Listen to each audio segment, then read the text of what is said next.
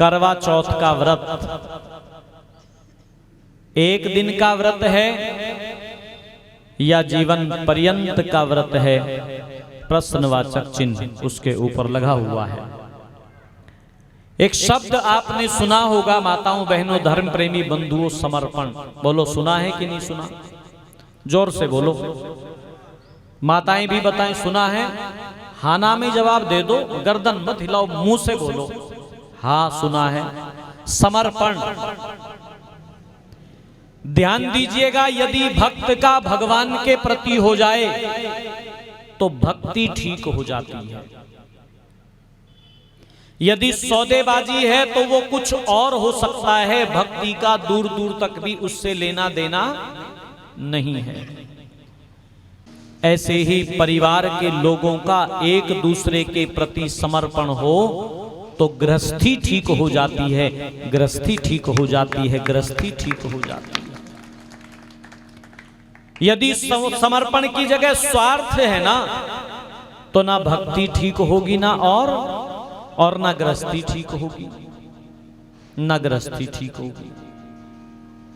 समर्पण के भाव होते थे जब व्यक्ति कहता था तब तब मामा पी तब, तेरा तो तेरा है ही, मेरा भी तेरा ही है। लेकिन युग कुछ बदला तो लोगों ने कहना शुरू कर दिया मामा मामा तब तब, भैया मेरा मेरा है और तेरा तेरा है। चलो जी यहां तक भी बात ठीक थी, दोनों ही घर बसते ठीक है। तू अपने घर आराम से रह भाई और मैं अपने घर आराम से रहता हूं। लेकिन स्थितियां तब विपरीत हो गईं जब व्यक्ति ने कहना सीख लिया मामा मामा तब अपी मामा, मेरा तो मेरा है ही, तेरा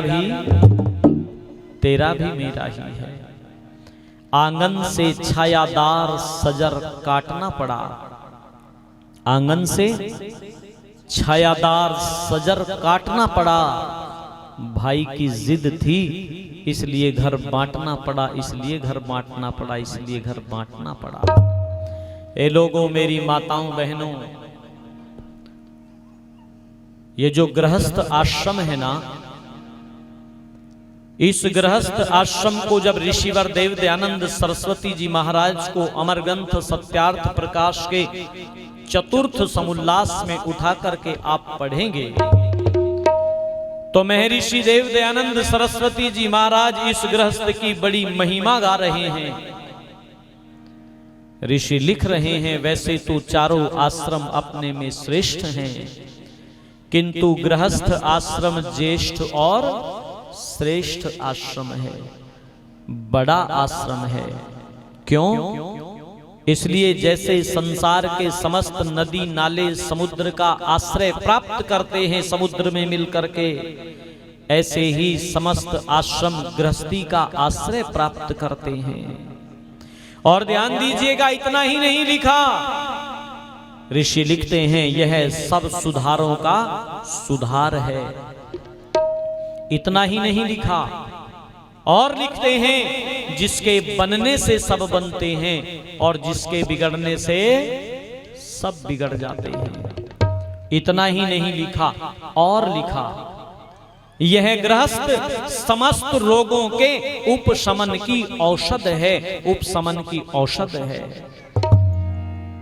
लेकिन एक व्यक्ति मुझे कहता है जी ये बड़ी बुरी बीमारी है, मैं तो फंस गया इसमें, मेरे को पहले पता होता तो इस बीमारी में बिल्कुल फंसने वाला नहीं था, ये गृहस्थ बीमारी क्यों बन गया? ऋषि तो बीमारी की समस्त रोगों के उपशमन की औषध लिख रहे हैं। इसको गृहस्थ को न समझने का परिणाम है कि गृहस्थी बोझ बन गई और आज बहुत सारे लोग इस गृहस्थी को जी नहीं रहे हैं, ढो रहे हैं। लेकिन जिन्होंने इस गृहस्थ को जाना, जिन्होंने इस गृहस्थ आश्रम को समझा, वो आनंद के साथ में जीवन जी रहे हैं, वो स्वर्गवासी होकर के जीवन को जी रहे हैं, स्वर्गवासी होकर के। बोलो माताओं, स्वर्गवासी होना चाहते हो कि नहीं होना चाहते? माता जी कह रही है भगवान का भजन कर। बुलाया तो था करवा चौथ का व्रत सुनाने की बात को, अल्ले स्वर्गवासी और बनाने लगा। अच्छा, जैसे यहाँ पर रहने वाले लोग 84 में रहने वाले लोग 84 वासी हैं जी, आटा में रहने वाले लोग आटावासी हैं, ऐसे ही स्वर्ग में रहने वाले लोग स्वर्गवासी हैं। लेकिन लोगों ने जो है ना कह दी, अपनी अपनी बातें लोगों ने प्रस्तुत कर दी। साहब बिना मरे स्वर्ग किसने देखा? स्वर्ग में सब जाना चाहते हैं, स्वर्ग सब प्राप्त करना चाहते हैं। और जो लोग कहते हैं बिना मरे स्वर्ग किसने देखा, तो बताओ मरना कौन कौन चाह ले जी? मरना कोई नहीं चाहता। अच्छा, स्वर्ग यहां है कि वहां है? बोलो तो वहां क्या है? स्वर्ग यहां भी है और स्वर्ग वहां भी है। भाई इस जन्म में अगर स्वर्ग में रह करके जाएंगे, अच्छे काम करके जाएंगे, तो अगला जन्म जो भगवान की कृपा से जब मिलेगा ना, आर्य धार्मिक वैदिक विद्वान माता पिता जब मिलेंगे, सौभाग्य को लेकर के, इस सौभाग्य को लेकर के पैदा होंगे, तो वहां भी बोलो स्वर्ग होगा। पर ये जानना पड़ेगा स्वर्ग कहते किसको है? कहीं आकाश में स्वर्ग है?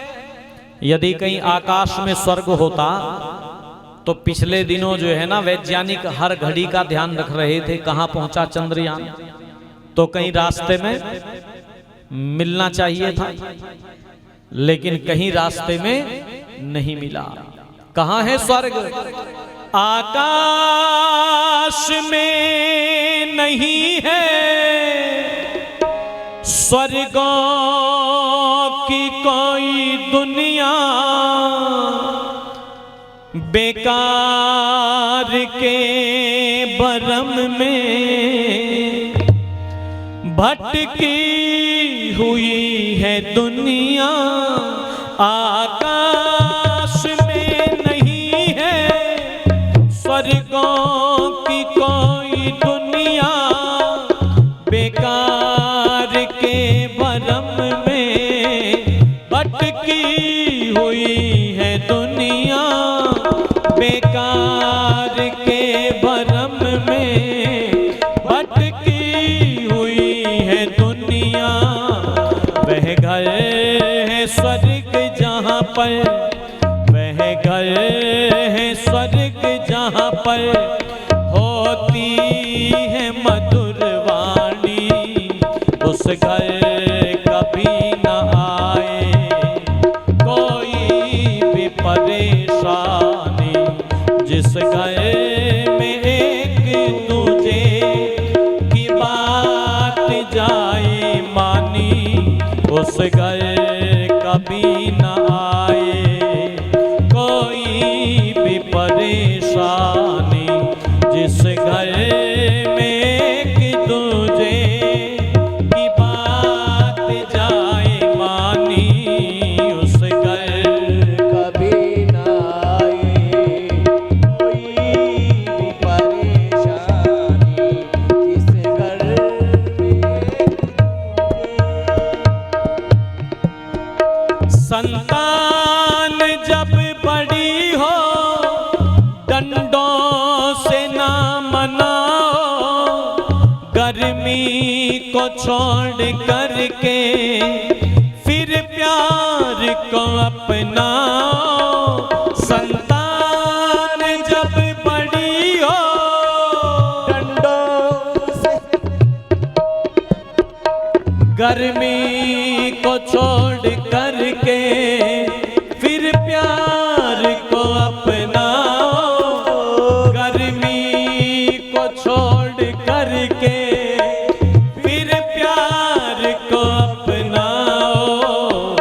बच्चों पे शुरू से ही, बच्चों पे शुरू से ही रखते जो निगहबानी, उस घर कभी न आए कोई भी परेशानी, जिस घर में एक दूजे की बात जाए मानी, उस घर कभी न आए कोई भी घर में एक दूजे माता पिता की सेवा भी फर्ज है हमारा। माँ बाप से ही रोशन नामो निशान हमारा। माता पिता की सेवा भी फर्ज है हमारा। माँ बाप से ही रोशन नामो निशान हमारा।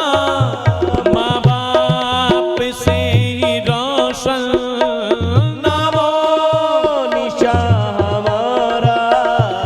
माता पिता की आज्ञा, माता पिता की आज्ञा जाती जहाँ पे मानी उस घर कभी न आए कोई भी परेशानी। जिस घर में एक दूजे की बात जाए मानी उस घर कभी न आए कोई भी परेशानी। कोई भी परेशानी, कोई भी परेशानी, कोई भी परेशानी।